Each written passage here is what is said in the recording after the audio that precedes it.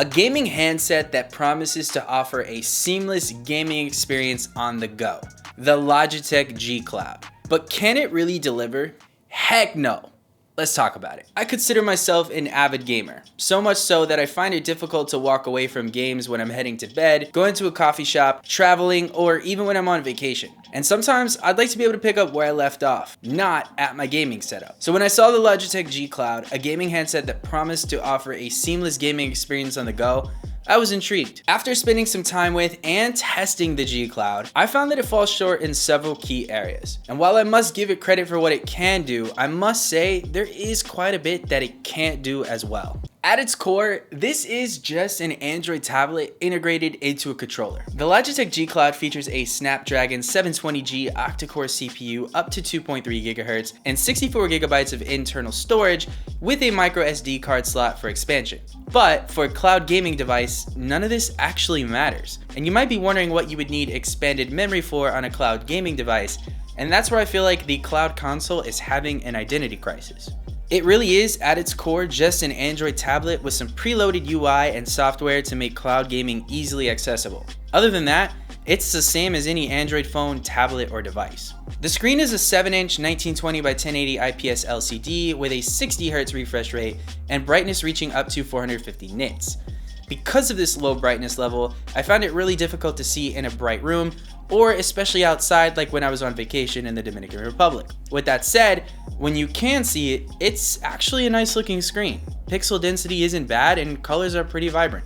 The controller feels good in my hands, and as a matter of fact, at its prime, this thing is a pleasure to use. With cloud gaming services like GeForce Now, I find myself playing incredibly great looking games with great graphics comfortably in the palm of my hand. One important thing to realize is that depending on the app that you're using, you may or may not be able to use it wherever you are. So for example, if you want to use this as a traveling gaming device, Xbox Cloud Gaming is not available in a lot of other countries. For example, I wasn't actually able to use it in the Dominican Republic because it's not offered there. I think that's a really important consideration considering a lot of people will be looking at this as a traveling device and you may not even be able to play your games where you want. Again, this is a cloud gaming device, meaning you must be connected to the internet to use it. And not just internet, you must have a fast and stable connection. If you have a slow or unstable connection, the experience is going to be frustrating with input lag and overall low quality gameplay. Pair that with the fact that it does not have a phone modem, and you'll find yourself either tethering it to your phone's hotspot or trying to find a Wi-Fi network that can sustain a good connection. It's just one more thing that makes the G Cloud feel like an Android tablet rather than a true gaming console. So what can this thing do outside of a Wi-Fi connection? Well, naturally, because this is a tablet, you can play Android games or even load up some emulators on it. I was able to get PPSSPP, a PSP emulator, running on it pretty decently with some occasional stuttering here and there. I was not able to get a Nintendo Switch emulator running on it, which would have been nice. And of course, it can run standard Android games as well, but again, this is the product of any Android device. Nothing special about that here. So with that said, you're definitely going to need a solid internet connection to do anything special on this device. And in that regard, it's actually a pretty decent cloud gaming device. The controller feels good, the buttons feel good. Logitech seems to push out updates to this every other month, so you can be sure it's always being optimized and updated. Battery life is actually pretty impressive. It's advertised for 12 hours, and I was getting about 8 to 9 real world hours with brightness all the way up. Your mileage could vary here, but it's decent, especially considering the 1.5 hour battery life I'm getting from the ROG Ally.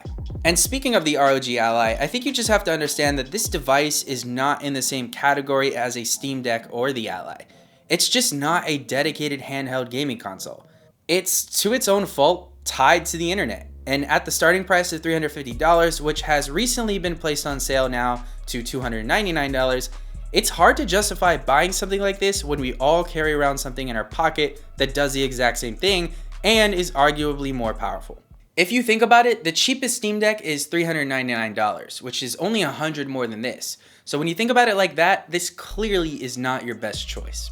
Overall, while the Logitech G Cloud has its perks, it ultimately falls short in delivering a true on-the-go gaming experience. Its reliance on a stable and fast internet connection and lack of ability to run certain games makes it feel more like an Android tablet than a dedicated gaming console. It's best to save your money and invest in a more capable handheld gaming device for that true on-the-go experience.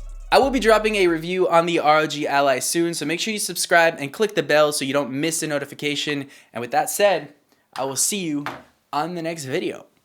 I hope this video isn't too short. You guys like short and sweet, right?